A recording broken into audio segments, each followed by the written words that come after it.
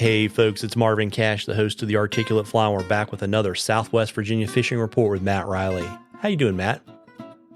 I'm doing great, Marvin. How are you? As always, I'm just trying to stay out of trouble, and we were talking before we started recording, and I mean, basically in the mid-Atlantic, we got a decent amount of rain, particularly if you're on the east side of the mountains, Memorial Day weekend, and things have been pretty cool. What's that translating to on the water in your neck of the woods?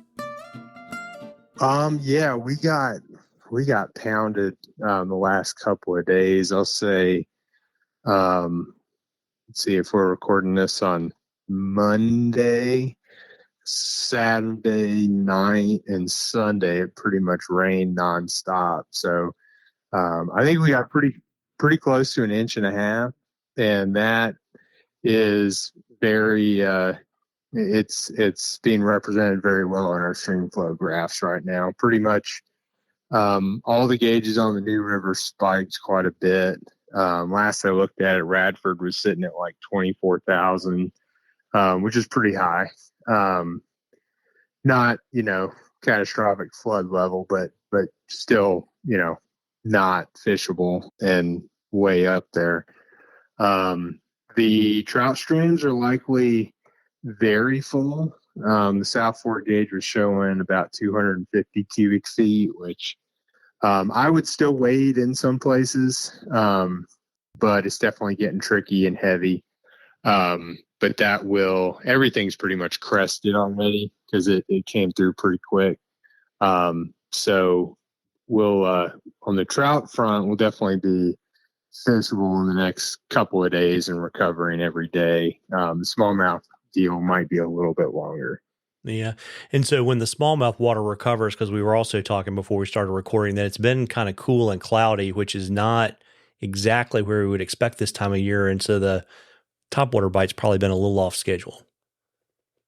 Yeah, we've had some good topwater fishing this spring. Especially when we've had some warm days, some bright days, and clear water. But yeah, like you said, last day I was out, we had a pretty cold overnight for this time of year. It was in the mid to upper 40s overnight, and then no sun. And so when you get those water temp drops and then no kind of upward swing due to light penetration, it definitely makes things tough, kind of across the board. But generally, you're not going to get them to move super far for a topwater offering. So, in those situations, we're usually doing a little bit more streamer fishing. Certainly not expecting a super hot bite in the morning and skewing our efforts towards the afternoon. But the smallmouth rivers being where they are right now, by the time they come back down, I think topwater will probably be an option again, just because we're going to be back in the mid 70s to 80-degree range as highs in the afternoon. Yeah. And so when it's cool like that and you've got to go fish streamers instead of topwater stuff for them, do you generally try to slow your retrieve down a little bit too, or are they still pretty chasey? I'll experiment with it. There's two kinds of thought processes there. If you're faced with a tough bite, it's caused by something like that, some kind of cold front or a snap or something like that. You can, usually what I try to do is just slow things down because part of my personality is just wanting to catch every fish in the river. So I have a hard time passing spots that I know, have good fish in them or numbers of fish. So I'll try to really milk things and try to make things happen that way.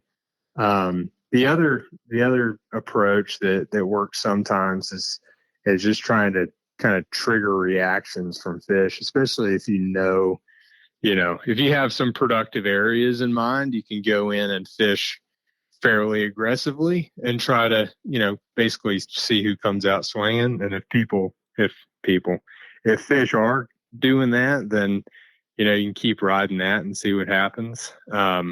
Otherwise, yeah, I'm usually just going to slow it down and kind of, as you're fishing that way, you can interpret from the takes that you're getting, how the fish need to be presented to. If they're coming at flies pretty hot, then you can afford to speed things up. And likely you'll see a progression like that throughout the day too, as things, even without the sun, as things warm up a little bit.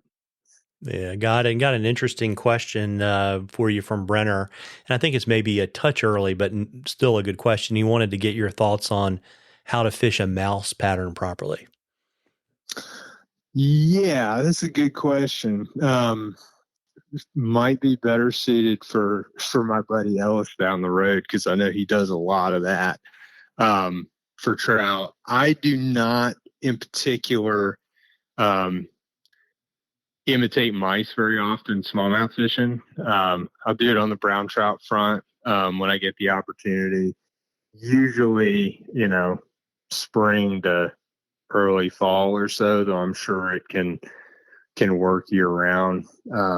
But in the past, the way that I've done that is either basically in a kind of prospecting mindset where you're moving down the river. You're imitating a mouse.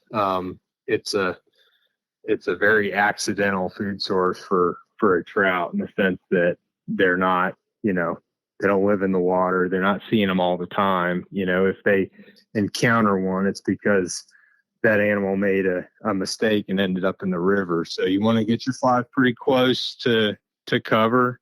And then I don't think I've ever fished a mouse fly very hard or very intentionally during the day. So I'll be, dusk to dawn basically, and just creating some commotion on the surface. So slapping it down and kind of wiggling it out of cover.